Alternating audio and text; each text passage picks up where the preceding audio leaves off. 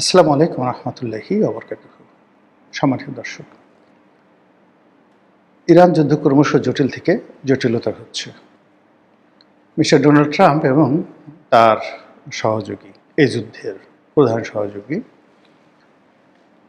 Mister Netanyahu, ইসরায়েলের প্রধানমন্ত্রী, তারা যত সহজ মনে করেছিলেন যে 24 ঘন্টার মধ্যে ইরানকে মাটির সঙ্গে মিশিয়ে দেবে এবং ইরানের যারা শীর্ষ নেতৃত্ব রয়েছেন তাদেরকে দুনিয়া থেকে সরিয়ে দেওয়ার সঙ্গে সঙ্গে ইরানের যে শাসনতন্ত্রের, রাষ্ট্রতন্ত্রের এবং রাজতন্ত্রের, রাষ্ট্রনীতির হোয়াট এভার মেবি বা তাদের যে মোল্লাতন্ত্র বলা হয়, সব কিছুর যে সাংগঠনিক ভিত্তি ভেঙে তছনছ হয়ে যাবে। Not like that. অবস্থা দৃষ্টি মনে হয়েছে যে ইসরায়েল এবং আমেরিকা যত বেশি আগ্রাসী মনোভাব পোষণ করেছে, কোত্থেকে যেন ইরান অভূতপূর্ব শক্তি সঞ্চয় করে নজিরবিহীন প্রতিঘাত করেছে। গত সেই 100 বছরের ইতিহাসে ইরান যা করেছে তা কোনো রাষ্ট্রশক্তি করেনি, এমনকি দ্বিতীয় বিশ্বযুদ্ধের সময় জার্মানিও যেটা পারেনি। একই সঙ্গে শূন্য হাতে 17টি রাষ্ট্রে আক্রমণ করছে। পৃথিবীর দুটো বৃহৎ শক্তি যখন একটি দুর্বল রাষ্ট্রকে আক্রমণ চালাচ্ছে এবং আকাশ প্রতিরক্ষা বহু ভেদ করে ইরানের মাটি, পানি, গ্যাস, তেল, বিল্ডিং, স্থাপনা সব কিছু যখন তছনছ করছে, তখন পাহাড়ের ভেতর থেকে, সমুদ্রের তলদেশ থেকে, মাটির গভীর থেকে অনেকটা সেই এলিয়েনের মতো বের হয়ে পার্শ্ববর্তী আরব রাষ্ট্রগুলোতে, যেখানে আমেরিকার ঘাঁটি রয়েছে, এরকম 17টি দেশের ঘাঁটিগুলোতে উপর্যে পরে যেভাবে ইরান হামলা চালাচ্ছে, সারা বিশ্বের যে যুদ্ধের ইতিহাস সব এলোমেলো হয়ে গেছে। যত যুদ্ধ বিশারদ রয়েছে তারা ভেবে পাচ্ছেন না। এখনও যেভাবে আধুনিক সভ্যতা মিশরে গিয়ে মিশরের পিরামিড দেখে অবাক হয়ে যায়, 5000 বছর আগে এই পিরামিড কীভাবে তৈরি হয়েছিল এই কথা চিন্তা করতে গিয়ে তারা যখন জ্ঞান হারিয়ে ফেলে, ঠিক একই অবস্থাতে ইরান কী করে টিকে আছে।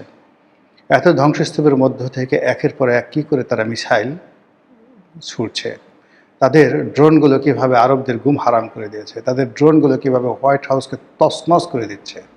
তছনছ করে দিচ্ছে মানে মধ্যপ্রাচ্যের যত ক্ষয়ক্ষতি ইরানের মাধ্যমে আমেরিকার হচ্ছে, যত ক্ষয়ক্ষতি ইসরায়েলের হচ্ছে, এটা হোয়াইট হাউস কোনোদিন কল্পনা করেনি। ফলে মার্কিন যুক্তরাষ্ট্রের সরকারি বাসভবনের দিনে রাতে সারাক্ষণ শুধু মাতম। কি হলো, কিভাবে এখান থেকে ফিরে আসব, কিভাবে আমরা এর পরিণতি ভোগ করব। যে ঘটনাগুলো আমরা জানতে পারছি, আমেরিকার যে দম্ভগুলো ছিল, তাদের সবচেয়ে বড় রণতরী আব্রাহাম লিঙ্কন, এটি ধ্বংস করে দেওয়া হয়েছে ইরানের পক্ষ থেকে। অকল্পনীয়। তাদের অন্যান্য যে সকল রণতরী ধ্বংস করে দেওয়া হয়েছে। যে সকল সূত্র থেকে খবর আসছে, এ যাবৎকালে কম করে হলে 1000 মার্কিন সৈন্য মধ্যপ্রাচ্যে নিহত হয়েছেন ইরানের আঘাতে। অন্যদিকে ইরানের যে ব্যালিস্টিক মিসাইল, সেই মিসাইলের আঘাতে তেল আবিব সহ ইসরায়েলের যে বড় বড় শহরগুলো রয়েছে, বন্দরগুলো রয়েছে, নদী বন্দর নয়, সমুদ্র বন্দরগুলো রয়েছে, হাইফার মতো বন্দর, তেল আবিবের মতো বিমানবন্দর, তাদের যে ক্যান্টনমেন্টগুলো রয়েছে, সেখানে কি পরিমাণ ক্ষয়ক্ষতি হয়েছে, কত মানুষ মারা গিয়েছে আমরা এখন পর্যন্ত জানি না। ইতিমধ্যে হিজবুল্লাহ লেবানন থেকে যেভাবে আক্রমণ চালাচ্ছে, এই আক্রমণ ইসরায়েলকে তছনছ করে দিচ্ছে। আপনাদের মনে আছে যে এর আগে কেবলমাত্র হিজবুল্লাহর সাথে কিন্তু ইসরায়েল যুদ্ধ করে পারেনি, এবং সেই হিজবুল্লাহ ভার্সেস ইসরায়েলের যুদ্ধে তখন ইসরায়েলকে নতজানু হয়ে হিজবুল্লাহর সাথে যুদ্ধবিরতি করতে হয়েছিল। এখন এই গত কয়েকদিনের যে সংঘাত, সে সংঘাতে ইসরায়েলের আয়রন ডোম, আকাশ প্রতিরক্ষা ব্যবস্থা থেকে শুরু করে পুরো জিনিস ভেঙে তছনছ হয়ে গেছে, এবং ইসরায়েলের বহু শহর এখন দ্বিতীয় গাজা। তারা যেভাবে গাজাকে ভেঙে চুরে চুরমার করে দিয়েছে, এভাবে ইসরায়েলের শহর, বন্দর, গ্রাম তছনছ হয়ে গেছে। ঠিক সেই সময়টাতে হিজবুল্লাহ আক্রমণ করছে। এখন হিজবুল্লাহ যে সকল রকেট ছুড়ছে, হিজবুল্লাহ যে সকল ক্ষেপণাস্ত্রগুলো তারা ছুড়ছে, তাদের ড্রোনগুলো বিনা বাধায় কোনো রকম প্রতিরক্ষা ব্যবস্থার মুখোমুখি না হয়ে, ইসরায়েলি প্রতিরক্ষা ব্যবস্থার মুখোমুখি না হয়ে সরাসরি লক্ষ্যবস্তুতে আঘাত হানছে। এখন যদি ইসরায়েলের অভ্যন্তরে হামাস ঢুকে পড়ে, তারপর হুতিরা ঢুকে পড়ে এবং যাকে বলা হয় এই হিজবুল্লাহ ঢুকে পড়ে, এর বাইরে অন্যান্য যে সকল মুসলিম মিলিট্যান্ট রয়েছে, তারা যদি দলে দলে যুদ্ধ করার জন্য ঢুকে পড়ে, ইসরায়েলের যে চিহ্ন পৃথিবীর মানচিত্র থেকে মুছে যাবে, থাকবেই না। এখন এই যে একটা অবস্থা শুরু হয়েছে ইসরায়েলের ভিতরের বাইরে যে সকল আরব রাষ্ট্র 70-এর দশক 80-র দশক থেকে শুরু করে এখন পর্যন্ত শুধুমাত্র পেট্রো-ডলারের উপর ভিত্তি করে বিত্তবিলাসের যাকে বলা হয় নরক তৈরি করে ফেলেছে, পৃথিবীর নরক। দুবাইতে যান, জাহান্নাম, নারী দ্বারা, মদ দ্বারা, জুয়া দ্বারা এই পৃথিবীকে কতটা অশ্লীল এবং অশ্রাব্য করতে পারে মানুষ, সেটা দেখতে হলে আপনাকে দুবাই যেতে হবে, পাপের শহর। সেই পাপের শহরকে তছনছ করে দিয়েছে। সৌদি আরবের বিভিন্ন স্থাপনায় আঘাত আনা হচ্ছে, ফলে আরবরা এখন তাদের দেশে মার্কিন যে ঘাঁটি রয়েছে সেই ঘাঁটি নিয়ে তারা চিন্তিত হয়ে পড়েছে। মার্কিন নাগরিকরা মধ্যপ্রাচ্য থেকে পালাচ্ছে, পাগলের মতো পালাচ্ছে। আর ইরান এই সময়টা অত্যন্ত নিখুঁতভাবে দুবাই শহরের কোন হোটেলের কোন রুমে আমেরিকানরা শুয়ে আছে, রিয়াদের মানে সৌদি আরবের রাজধানী রিয়াদের কোন শহরে, কোন উপশহরে, কোন গলিতে আমেরিকানরা পালিয়ে আছে, নিখুঁত স্যাটেলাইট চিত্র তারা পেয়ে যাচ্ছে। বলা হচ্ছে রাশিয়া দিচ্ছে, বলা হচ্ছে চীন দিচ্ছে, হোয়াট এভার মেবি, কিন্তু তারা তো পাচ্ছে। দ্বিতীয়ত, ইরানের ভূমি থেকে একেবারে টার্গেটেড করে যেভাবে আয়াতুল্লাহ আলী খামেনিকে টার্গেট করে ইসরায়েল মেরেছে, ঠিক একই টার্গেট করে ইরান যেভাবে আক্রমণ চালাচ্ছে এবং নিখুঁতভাবে একেবারে সেই টার্গেটে গিয়ে আঘাত হানার পরে সেখানে মারাত্মক ক্ষয়ক্ষতি ঘটাচ্ছে এবং তারা যাকে টার্গেট করছে আমেরিকান যে নাগরিক, সে মারা যাচ্ছে অন দ্য স্পটে। এটা আমেরিকাবাসীদের ঘুম হারাম করে দিচ্ছে।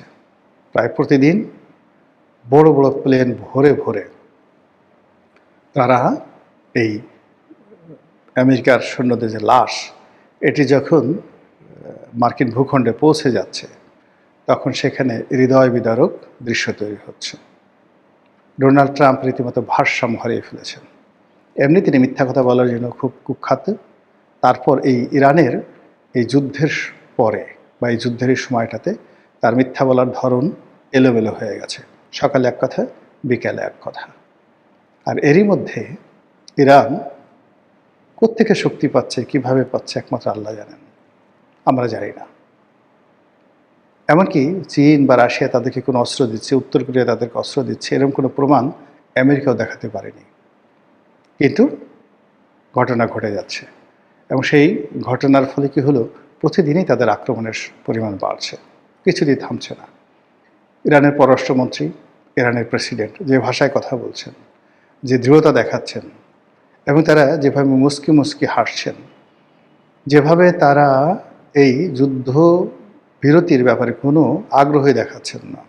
তারা বলছেন যে আমেরিকা বেঈমান, মুনাফেক, তাদের সাথে বসাবসি নেই। এই যুদ্ধ এমনভাবে বন্ধ করতে হবে, এটা বিরতি নয়, যেন ভবিষ্যতে আর কোনো যুদ্ধ না হয়। আর সেটা যদি বন্ধ করতে হয়, আমেরিকাকে মধ্যপ্রাচ্য ছাড়তে হবে।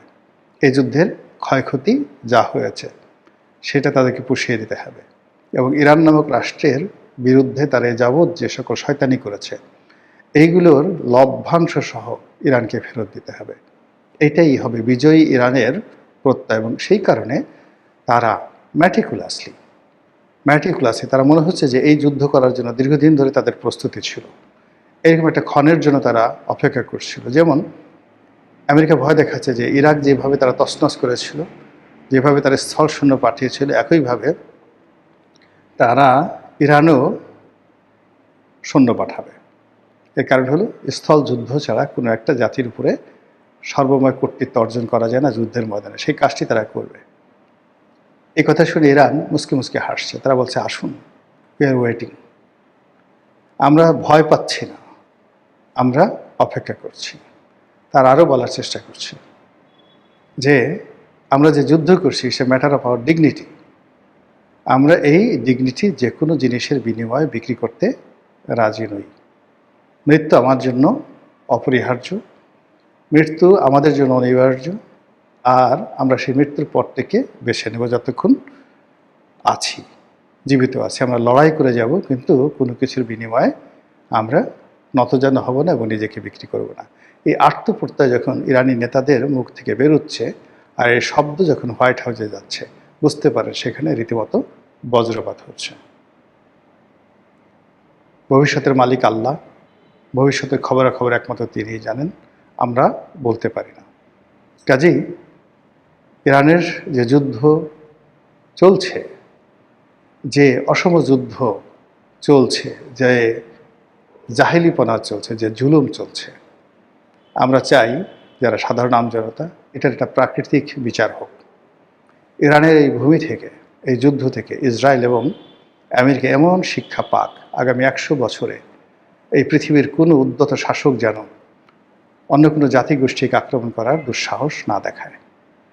মহান আল্লাহ আমাদের সবাইকে হেদায়েত দান করুন এবং হেফাজত করুন। আসসালামু আলাইকুম ওয়া রাহমাতুল্লাহি ওয়া বারাকাতুহু।